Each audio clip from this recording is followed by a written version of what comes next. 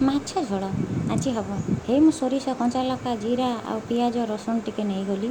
ଦେଖନ୍ତୁ ଭଲ ଭାବରେ ଆକୁ ସବୁ ମୁଁ ନେଇସାରିଛି। ତାପରେ କଡ଼ା ବସେଇକି ବର୍ତ୍ତମାନ ପାଇଁ ମୁଁ ଯାଉଛି ତେଲ ପକେଇଲି।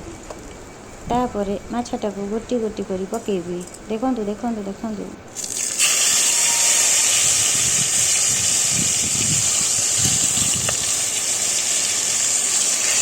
ଏବେ ମୁଁ ମସଲା ନେଇଯାଇଛି।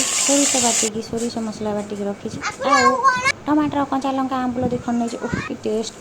ମାଛଟାକୁ ଭଲ ଭାବରେ ଏବେ ଭାଜିଦେଲି।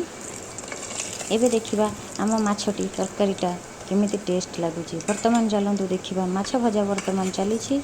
ମାଛ ସବୁ ଭାଜିଦେଲି। ଏବେ ଆଳୁ ବି ମଧ୍ୟ ଭାଜିକି ଏଠି ରଖିଛି। ତାପରେ ସୋରିଷ ମସଲାଟାକୁ ଆଳୁ ଦେହରେ ଦେଇଦେଲି। ବର୍ତ୍ତମାନ କିଛି ପାଣି ଦେଇଦେବା। ଭଲ ଭାବରେ କଷିକି ମସଲାଟାକୁ କଷି ଦେଇଥିବା। ତାପରେ ପାଣି ଦେଇଦେବା।